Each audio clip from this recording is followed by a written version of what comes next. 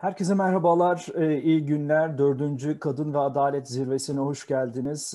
Ben doçent doktor Ekmel Geçer. Yanımda çok kıymetli bir misafirim var İngiltere'den, Wales'den. Profesör Gary Bent ile konuşacağız. Ben hemen İngilizceye geçeceğim. Yani İngilizce biz söyleşimizi devam ettireceğiz. Ancak sadece şunu hatırlatmak isterim. Translate yani tercüme butonumuz olacak. Siz tercüme butonuna bastığınızda yine konuşmayı Türkçe olarak dinleyebilirsiniz. Tabii arzu ederseniz İngilizce'de devam edebilirsiniz ama simultane tercümemiz olacak. Çok teşekkür ederim tekrar katılımınız için. So, Gary, hello, Gary. Okay, so we are now on the screen of the 4th International Justice and Women Conference. I'm very happy to be here. I'm really honored to be invited by the organization committee. And I know that there are really fantastic speakers around, and they have already started, and the president also gave his speech about women, justice and digitalization, etc. And it was a fantastic one as well. And I'm really, now we have Gary Bent with us, Professor Gary Bent with us. Gary, am I correct? Am I pronouncing your surname correctly? Is it Bunt or Bunt? Which is it? First one is best. Okay, thank you. So we have Gary Bent with us from Wales University. Gary is quite famous person actually, and he is very famous for his studies about Islam and digitalization and religious representation on digital platforms. So Gary is, as I said, is an expert in Islamic studies at the University of Wales. And he has been conducting research on Islam, Muslims, and the internet since 1997, which actually we really even didn't know about that much internet. And this has focused on contemporary, his studies focused on contemporary Islam, Muslims, and the internet. This work has reached beyond a multidisciplinary and interdisciplinary academic audience towards engagement with governmental sectors, policymakers, media, and Muslim communities in the UK and abroad. It has acquired a general audience through being presented in public lectures and via internet, broadcast, and print media in the UK and abroad. So Gary will today be talking about Islam, Muslims, and digital wars.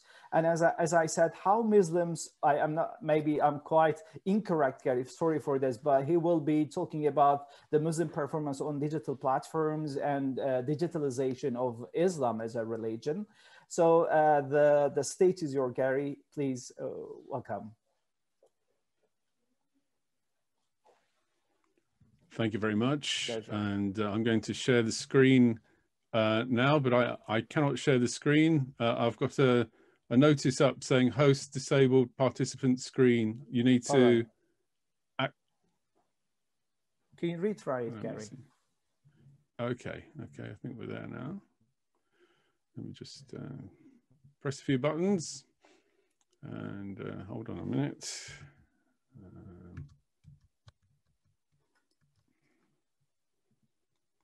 Right, can you see the screen?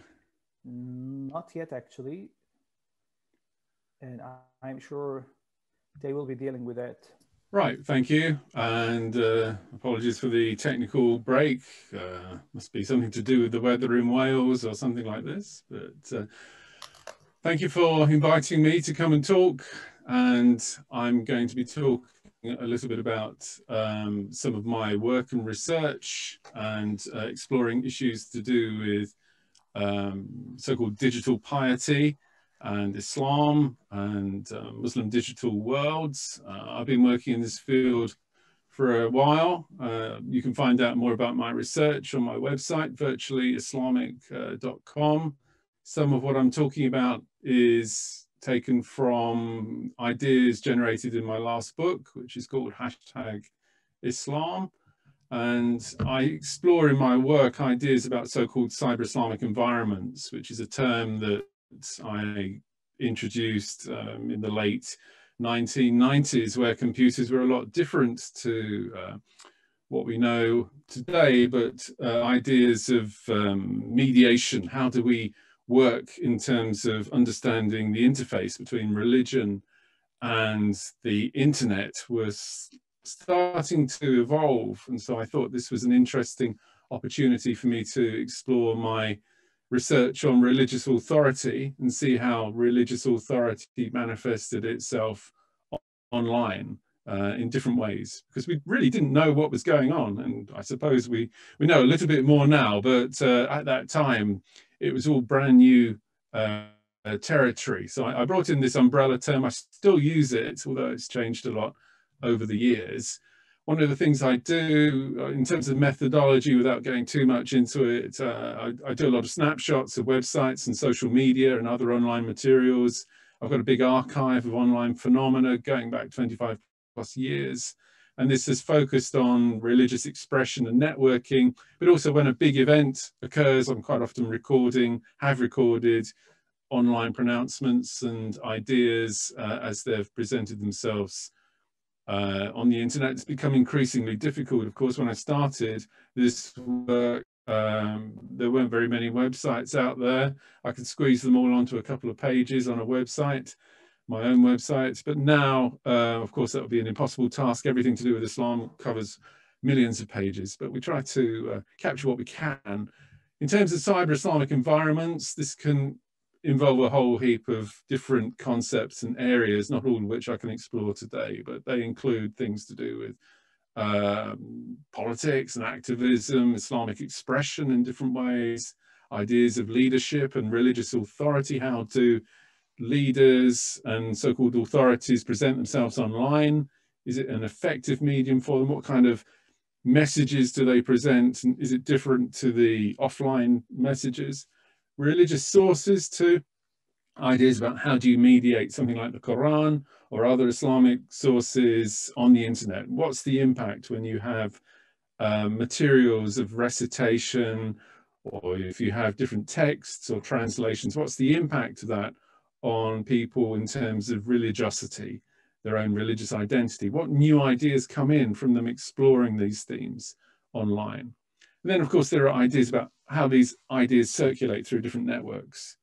And within the networks, you find a great deal of Muslim diversity. Something I'm always talking to my students about is Islam not being a monolith, but being incredibly diverse, complex, with all of these different areas and themes to explore. So cyber Islamic environments, I use that term to explore a lot of those themes. And then in terms of the tech, because I've got a long-term interest in technology that predates all of this research, looking at different interfaces. So we've seen the transformation from desk-bound machines through to mobile, social media. So those technological shifts have also impacted on how cyber Islamic environments function. So in contemporary context now, we see themes that come out when we're looking at different forms of media and types of media that are popular. So everything from TikTok to WhatsApp to Twitter. Facebook, I'm told, is old school now. Dates me because I still use it. Instagram might be a bit more cutting edge, but then you've got things like Telegram as well. Other areas where people are talking about Islam, people are talking about information and presenting their ideas, and in some cases interpretation. It goes back to what I described as the information souk back in 1999. Of course, this is like a marketplace. The idea that we have a marketplace and people shop around for different ideas, and they look for ideas and advice and opinions that might fit their own worldviews or their own particular circumstances. So that shopping around is really important because it's got its own dynamics. If you've heard about the idea that Chris Anderson brought out about the long tail of demand and supply, it shows that in some cases the micro demand for religious products and ideas and services, those very niche areas of religiosity, can be serviced and fulfilled online. And in some cases, influencers, internet influencers, have got the capacity to fulfill that kind of role. So types of research questions that we can look at, among the many questions, there's never a dull moment in this area because there's always something happening, but research questions. When Islam is always on, does it aid or impede clarity and understanding of religious values by Muslims, particularly in Western contexts? So if you've got a phone and it's constantly streaming information, ideas, you're always checking, as people do, their phones all the time, what impact does that have when it's streaming ideas, advice, and information about digital piety and other matters to do with Islam? So what's the impact there? And what's the impact on observation and performance when you can't really switch it off? So with these online environments too, how do they challenge the traditional models of authority? We've got new environments, new forms of authority that transcend traditional state-based ideas of what religious authority is, because they exist on the internet. They might not exist anywhere else, but they're able to mediate, discuss, and bring in information and ideas. So what's that impact in terms of the influence and impact of digitally literate religious scholars who've gone beyond the traditional boundaries of imams, mullahs, and sheikhs, and so forth? So what's their impact? And are there new roles for Islamic influences that transcend the local traditional roles that religious leaders, community leaders have? When people want an answer to a question or they've got an issue, they might not go local. They might go onto the internet. Like for everything else, they might Google it and they'll be exposed to new ideas. I'm not saying they're going to be harmful ideas, but they're new ideas that appear online. So what's the impact of that kind of new mediation? The algorithms of Sheikh Google mediate amongst an information overload. We've got maybe too much information. These so-called fatwas, religious opinions, they impact on digital piety and other issues. So that sense of shopping around, sending in your questions and so forth, that is an information overload, perhaps. And of course, it's part of a much wider pattern of consumption. I'm not assuming that everybody in a Muslim context is just looking at religious content. There's a lot of other content out there as well. So religious content has to contest within all of the other zones. Some of them are pacific, but some of them might be quite harmful as well. So there are lots of areas that could be problematic in terms of internet consumption. And we've got variations depending on who is looking. I'll come on to internet addiction in a little moment, but there are digital divides too between generations and even within generations in terms of the way in which internet media is consumed. I mean, people in their 20s that I know, early 20s in my family, they won't touch TikTok because they see that's a kid's thing. So there's even that sort of generational divide and issue there as well. So the form of media that's used, whether people have got access as well, I'm not assuming everybody's got access. Sometimes the internet crashes, especially here. So we have very specific issues. Within this equation, we've got the role of influencers.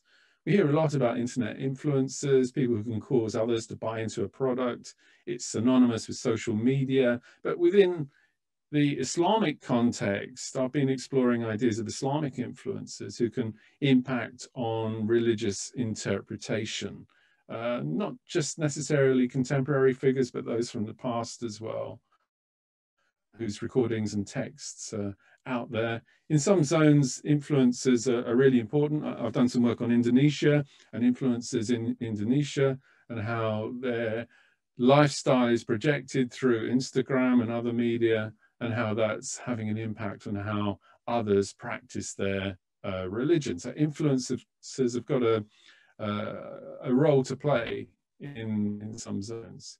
And of course, we have to just touch upon the idea of digital addiction as well, with people who have become welded to their phones. I'm sure people know of others who can't put their phones or their devices down. I haven't got any figures on Turkey. In 2018, we had figures about some other zones, Saudi Arabia and UAE were 3rd and 5th respectively in this sort of little survey of digital addiction, but Turkey wasn't in the data set. But of course, in my latest set of figures that I could grab, we've got at least 40 million internet users in Turkey, and 90% are mobile users.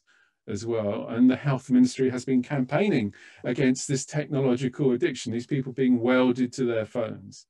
The proportion of content that might be religious is maybe open to question. And this idea that people can't put their phone down has become a meme as well as a very serious issue, which probably requires a lot of study and exploration in different contexts. So looking at online identities, I wouldn't want to assume that everybody is the same. We go beyond the simple paradigms into the complexities.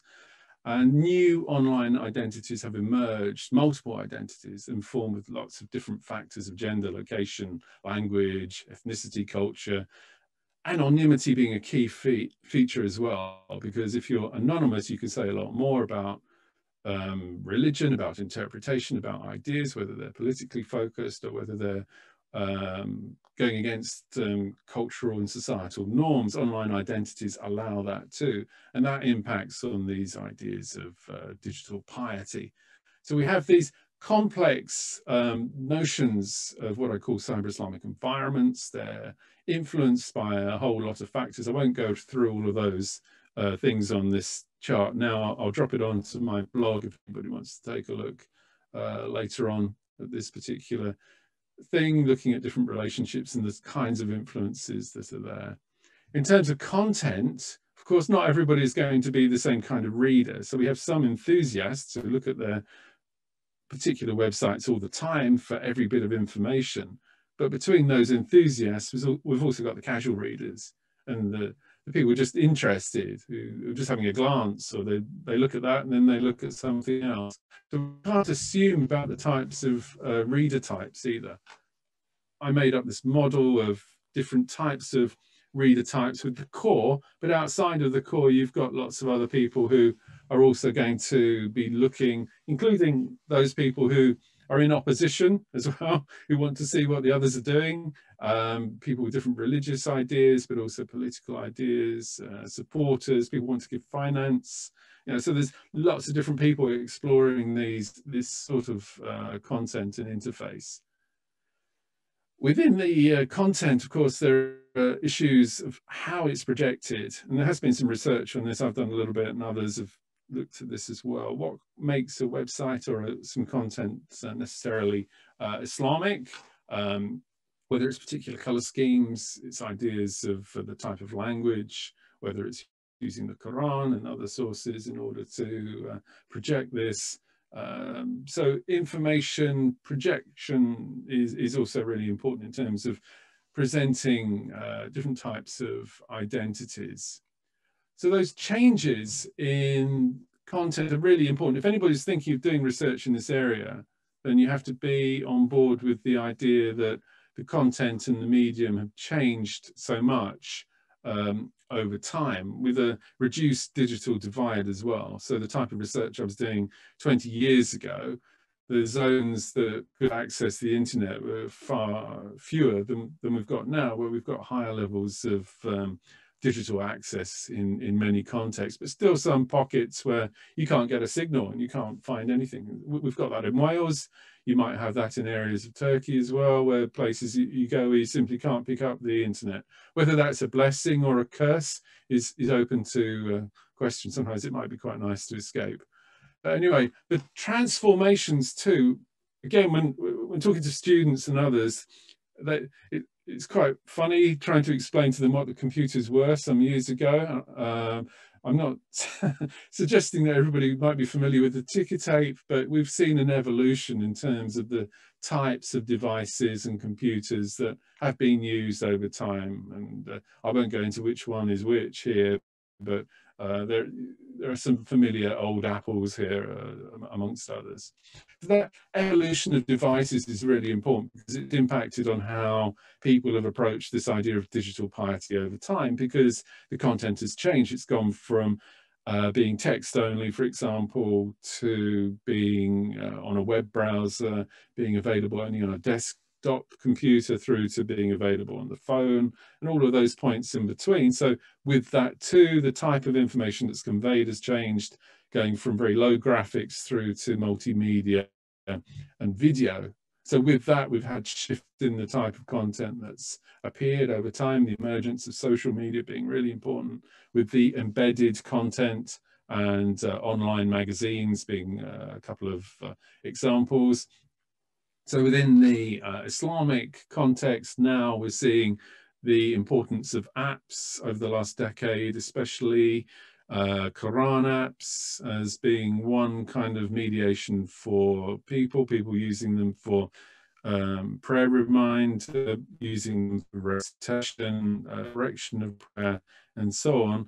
And not without controversy, if anybody's seen the information about Muslim Pro, which is one of the popular apps over the last week or two, whose data was being sent to different external bodies, allegedly, which could compromise individual security and also tell people what other people were doing. So there's big issues of privacy appearing on some of these apps unexpectedly as well.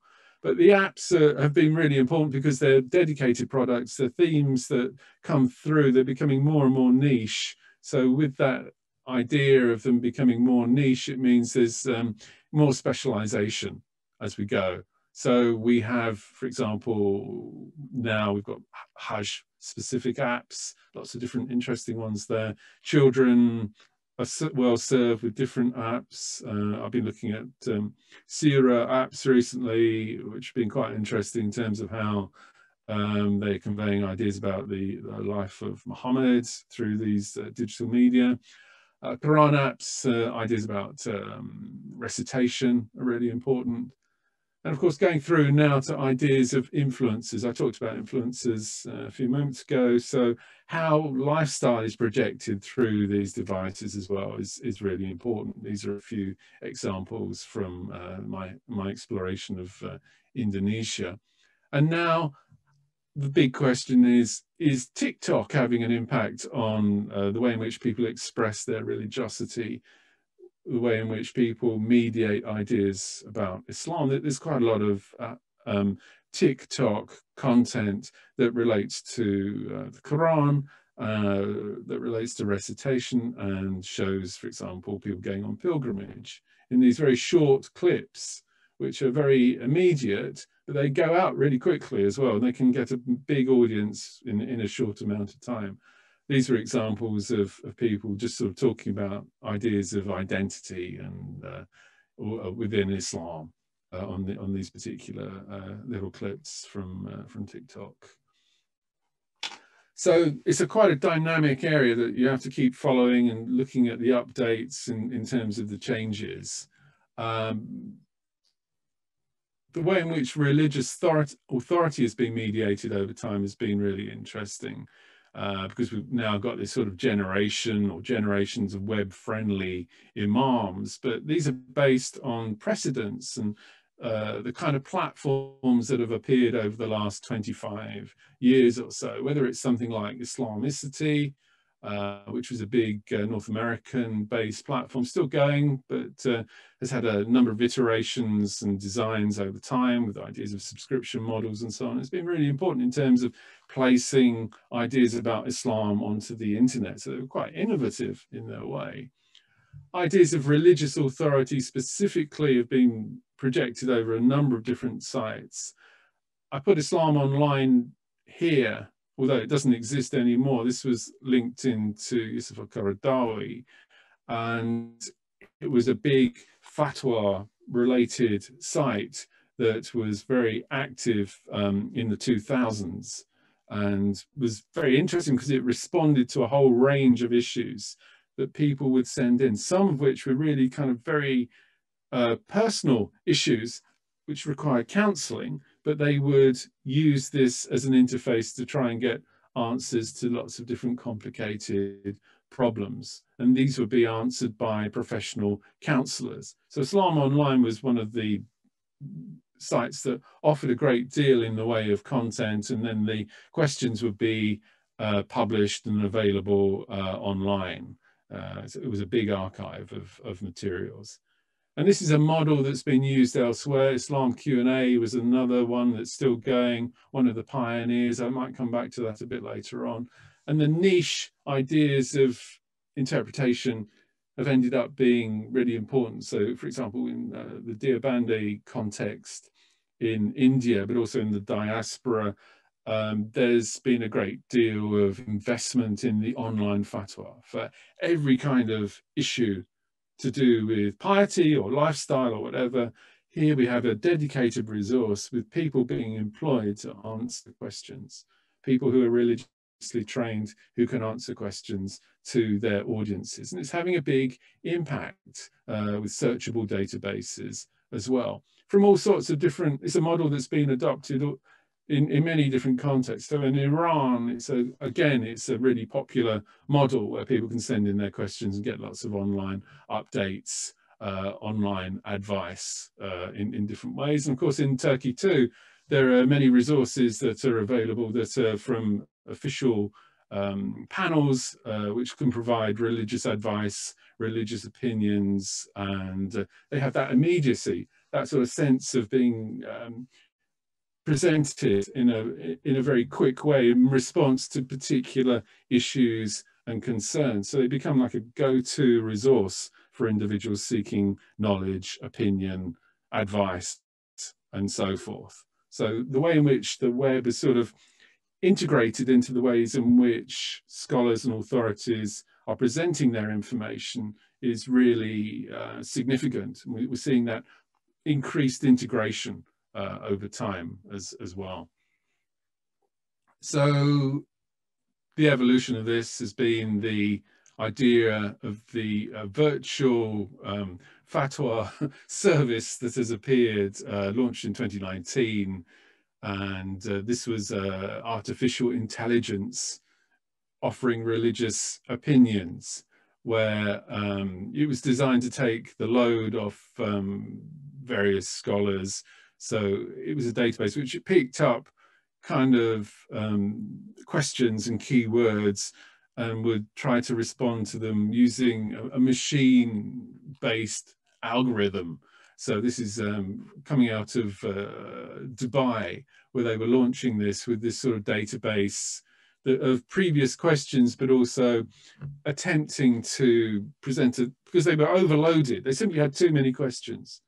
So they thought, see if we can set up a machine-based idea as the next stage in ideas, not to answer every question, but to answer some of the questions in relation to specific themes of religious authority.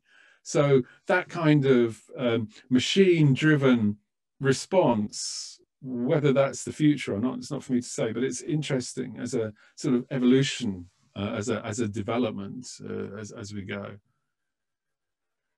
So the latest sort of area that I've been looking at in terms of the way in which online responses work has been in response to the coronavirus, and how the events of the coronavirus pandemic have played out online in different contexts, in different ways. We've seen lots of photographs, of course. There's a lot of online content as well that's been really important to observe. In Saudi Arabia, for example, the way in which this Haramain app has been presenting ideas of what the so-called new normal is over different platforms has been really interesting, because it's showing ways in which the authorities are accepting that digital interfaces are really helpful to project how people should respond to the pandemic. So we have the photographs of the empty pilgrimage sites. We've got the socially distanced prayer rituals. You've got the responses during the Hajj and other religious events associated specifically with the precincts of Mecca, where we're seeing the scholars, the authorities themselves having to go through all due process in relation to social distancing, with some poignant and kind of interesting images and themes that have appeared, where we see Mecca in terms of social distancing looking very different over time as well. I mean, just going through these very quickly. If I had more time, I'd explore them in more detail, but they're quite dramatic, some of the images that have appeared within this context. And again, it's this idea of a projection of religious authority that's coming out of Saudi Arabia. I mean, many years ago, there was a great reluctance to embrace the internet within some Saudi contexts, including in the precincts of Mecca, where mobiles were forbidden, although we know that pilgrims would take them with them. But now, of course, there's more of a digital presence within the precincts, and you get your wristband with the advice on what to do in the pilgrimage, and apps that will help you negotiate all of the different stations. But that transition has been really important. I think it's been amplified to some degree within the pandemic situation. And it's been interesting that this generation of web-friendly imams in particular have been using social media and the internet in order to project ideas of how you respond to the pandemic situation. And I've got numerous examples. I've been writing about this recently, but can't present them all. But just to give you a sense of one or two, the About Islam channel was one of several that offered specific advice on holding a virtual Jummah, and also producing or reproducing this article from Sheikh Ahmed Kuti, which originally came out in Toronto from a Toronto Islamic website, and it provided a religious opinion, a fatwa on how a virtual congregational prayer could be instituted in order to enable continuity of practice until restoration or reinstatement of normal prayers. So it went through and sort of itemized what you had to do and how it worked on an internet context. The details themselves were quite interesting, but they got reproduced on many different sites. So this idea of the transition into digital congregational prayers is a really interesting area to explore. And many authorities and platforms decided to put their advice online in different ways, including within the UK. We've got this Islamic portal that started bringing in questions about how you work with the internet in terms of learning about Islam, for example, how you pray, what the restrictions are, how you should respond to the restrictions, specific medical questions here about whether you can donate plasma for COVID-19, whether you should wear a mask in Ihram, lots of questions that started to appear that people would put these very detailed answers in. And there's a continuity there between these answers and what they did in the past. But it's been accelerated through the pandemic context. We've got a number of channels in the UK that present advice, information. So we've got this podcast, kind of video from Deinspiration from Scotland that is a big kind of chat show format, but looking in a entertaining way, I suppose, at Islamic questions. So these sorts of channels have brought in a great deal of content. Actually, that slide has slipped, so we put that one there. There we go. Islam QA, which I mentioned before, this is this site which appeared in '97. It's linked to Muhammad al-Munajid, who is a controversial figure, I suppose. I won't go into all of his details. He's currently arrested and detained in Saudi Arabia. He was detained in 2017. But the important thing in terms of this presentation is that the website itself has been presented in 16+ languages, it uses diverse social media, and it's been at the kind of cutting edge in terms of the way in which multimedia has been applied to promote him as an individual and his religious interpretation ideas. And we've seen quite a few, even though he is incarcerated, others have been putting out advice and information on what to do during the pandemic. So questions, interesting questions, but also maybe just curious questions as well. So things like whether you can use personal protective equipment to pray. Is that appropriate? If somebody, another question, if somebody dies of the coronavirus, does that make them a martyr? So the types of questions are really interesting. What kind of ritual practices? We're talking about digital piety. So what happens whether you should attend the Friday prayer or not in an epidemic situation?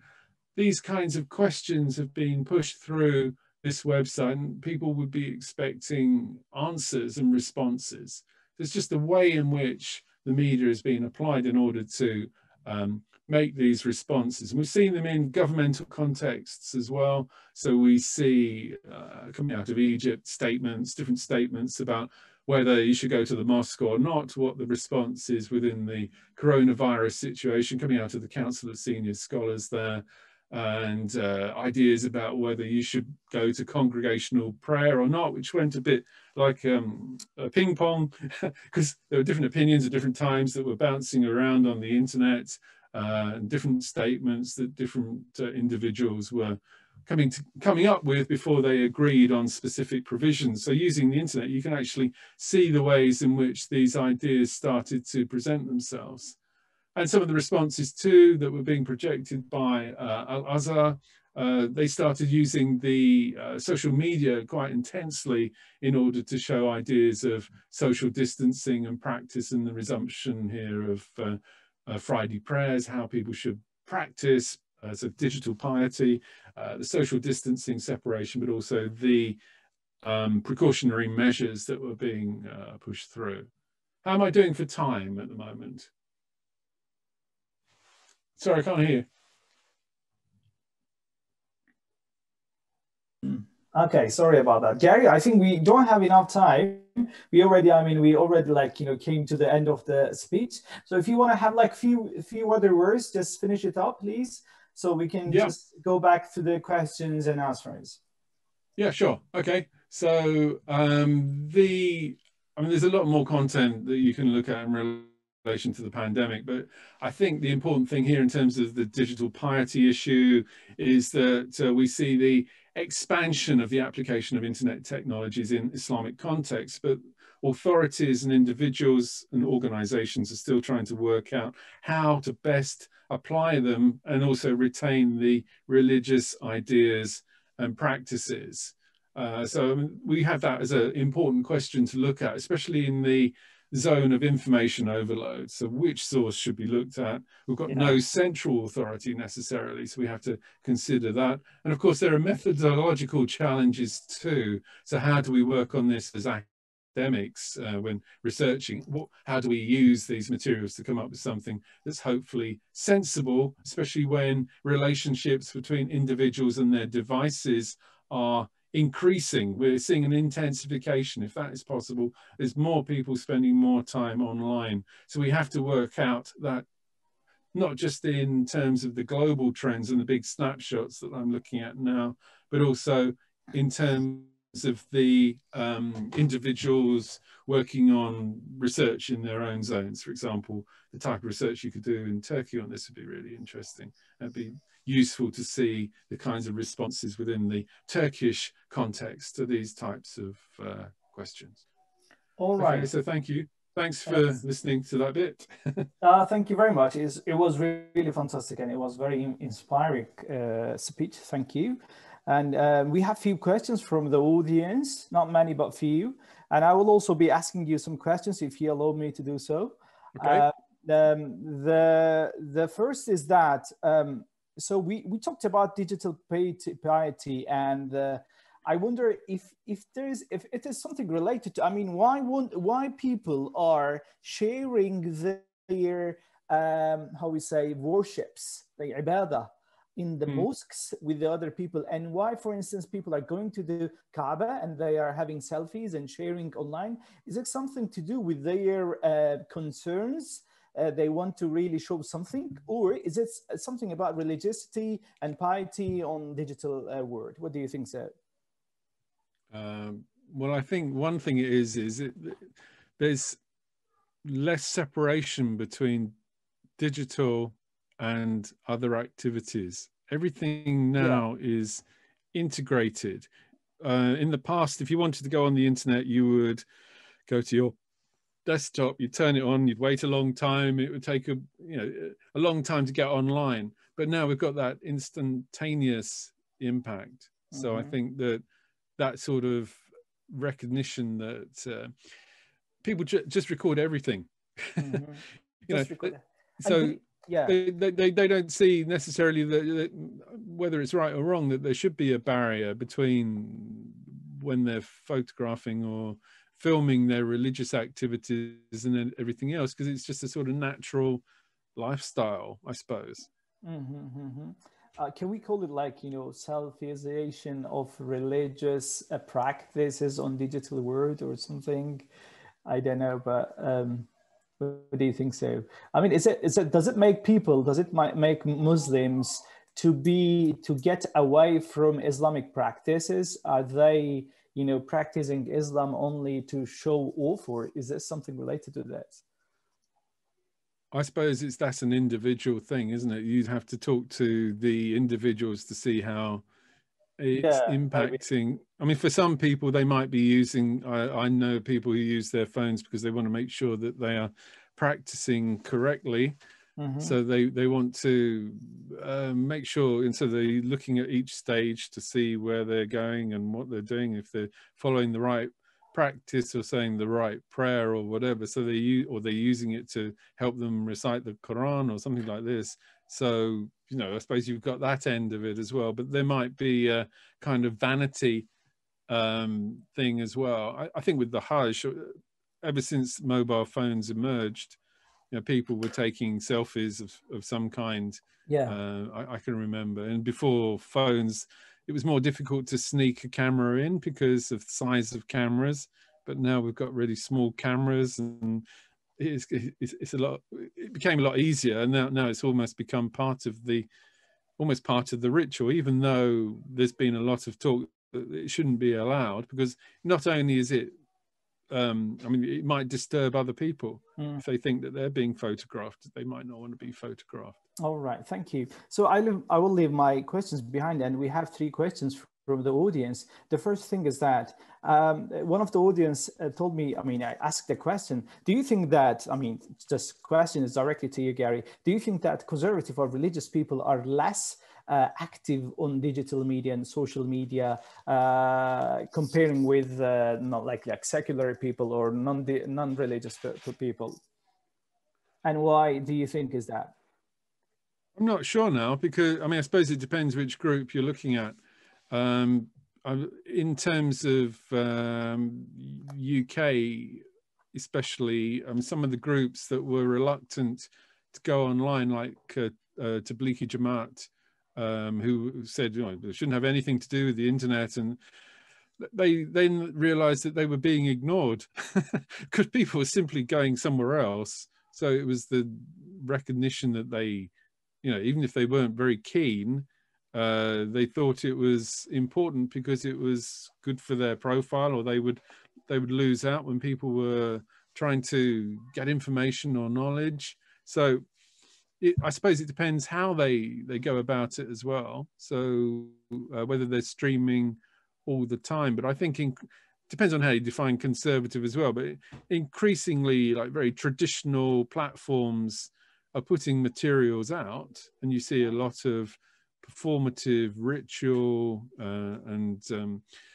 films and YouTube clips coming out from people who might not have done this 10 years ago, but they realize that, especially for religious groups that are quite dispersed, where there are people in different continents and, you know, in different locations, they find that this is something that brings them all together because they can observe each other and what they're doing over big geographical distances within a sort of globalizing context.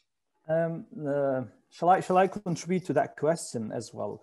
I mean, on the contrary, I think that also, like, you know, if they are meaning like conservative people with religious people, like, I don't think that religious people, especially, or conservative people, are really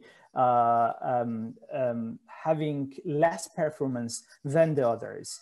On the other hand, on the contrary, they are on social media, they are on digital platforms, and I think they are finding digitalization or digital platforms as a way of making their voice heard, and as a way of exit from their conservative societies, maybe. And therefore, I don't think that conservative people are less active on social media, but on the contrary, they are doing quite well, actually. I mean, at least in the Turkish context, I can say that.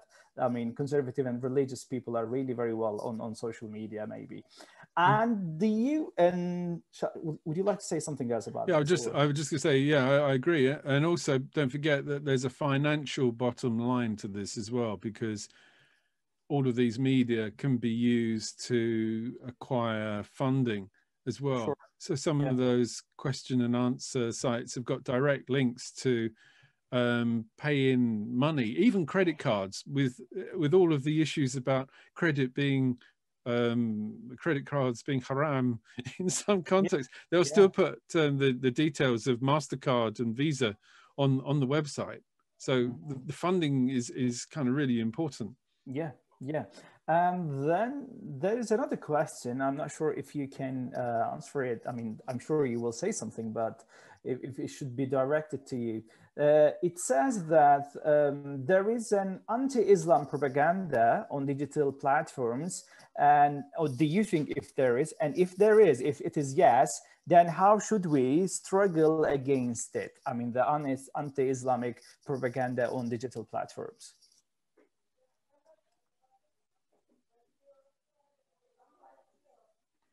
Yes, of course, there's a lot. And I'm not sure there's a way. I mean, again, it's contextual, but there is a lot of material that is presented that is it's either directed against Islam specifically as a religion, or it's directed against Muslims, different groups of Muslims in different contexts. Again, we see that in the UK situations among other places. I don't think there's a way that, just because of the nature of the way the internet is, it's very difficult to put in any restrictions, and whether that would be desirable or not, I suppose, is dependent on the context. The one thing I would say about any restrictions is that it doesn't take a high level of competence to get around those restrictions. So if people want to put material out, they'll find a way of doing it. There's always going to be some way of presenting that information. But there might be, I think, within some of the social media providers and big companies, depending on what is being said, there might be some way in which that could be filtered or mediated in an appropriate way. But I'm not advocating censorship or anything like that, because I just don't think it will work. But I think that in certain forms of speech that are presented, of course, there should be restrictions. Yeah. Sure. I mean, I am also myself, like, having these kind of questions. How should we struggle against this and that? But the thing is that instead of talking about censorship and restrictions, maybe the best way to deal with kind of anti-propaganda is to produce our own contents, which is much better than the others, right? Okay, so if you produce your own content, then it will not be how we say falsified. And if you can deliver it or disseminate it through social media, then you will be somehow successful. So this maybe, I think, is the best way to deal with this kind of anti-propaganda of any kind of religion. And there is another question, Gary. You see that people are asking too many questions to you because they know that you're very important to us. So the question is that, should we trust every source on a digital platform about religion? And the question is, how can we differentiate between the right and wrong on digital platforms about religions? Is there any way to do this, or there is not?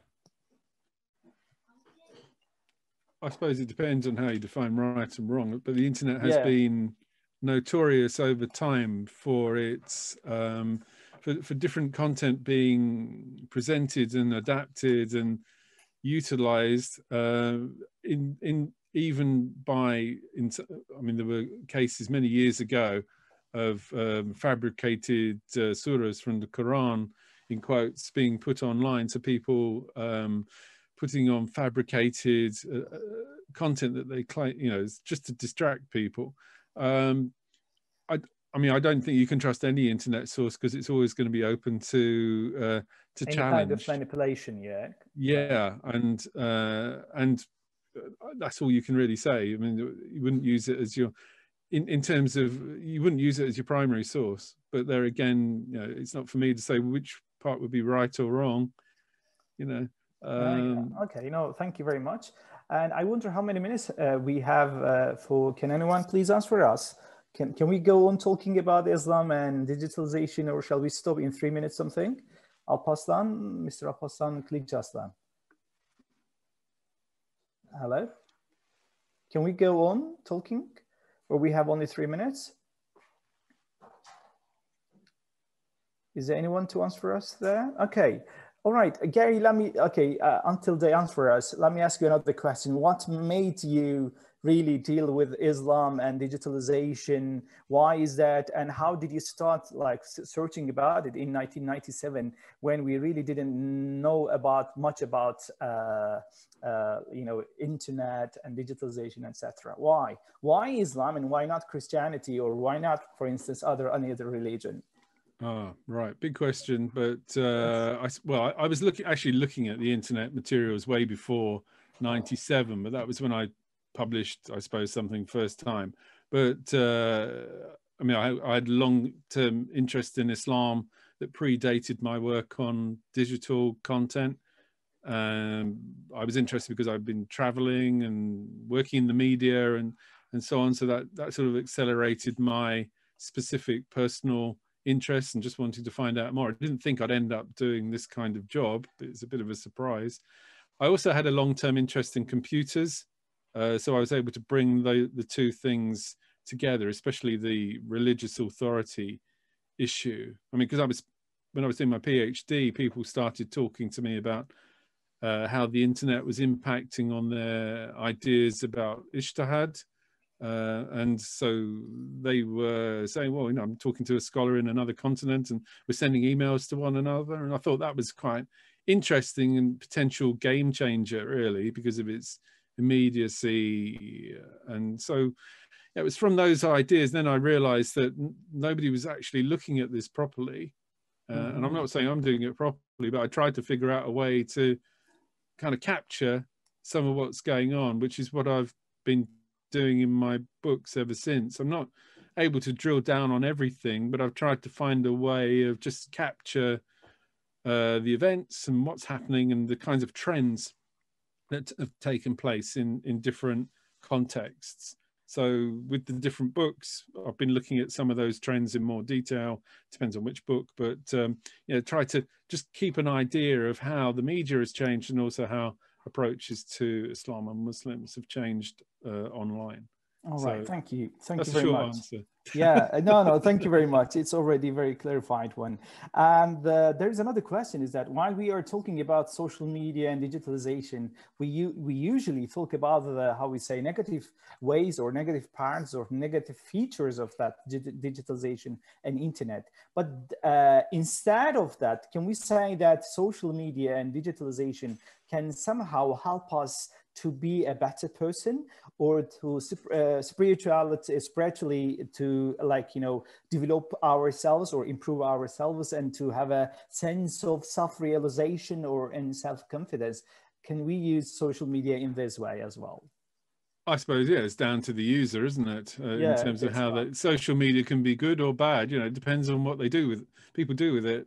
So somebody might find it a positive thing to reinforce ideas of spirituality and so forth, to give them a connection with different kinds of sources. And people like it for lots of different reasons. They might want to listen to a recitation from a place they've never heard one from before, you know, or a different style or something like this.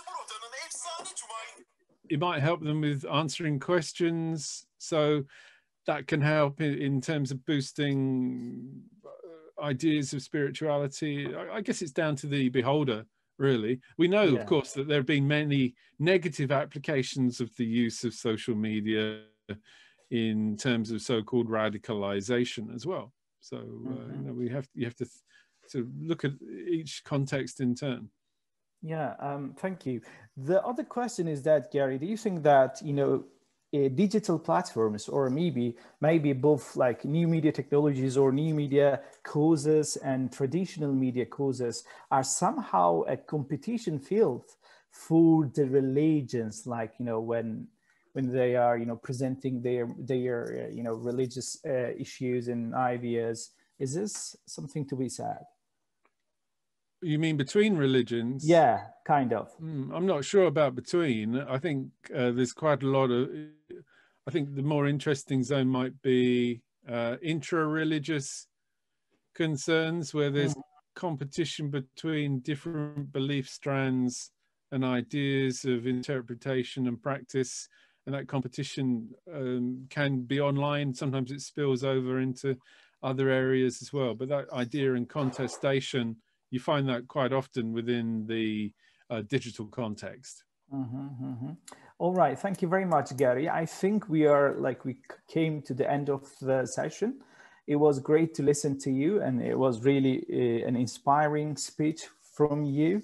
And I'm sure Turkish audience from now on will know more about you and about Islam and digitalization. And we here thank you very much for the KADEM, which is a women and democracy organization in Turkey, and for the summit about justice and women. And I hope these speeches has inspired many people, and I'm sure the remaining speakers will be doing very well, and we will be keeping listening to them as well. Gary, would you like to have your last words? I know, just thank you very much. And hope I've been able to convey something of what I'm doing, but yeah, check out the website for more details. But thank you very much for hosting as well. Thank you. Thank you for being our very honorable guest. Okay, thank you. And bye-bye. All right, thanks. Bye for now.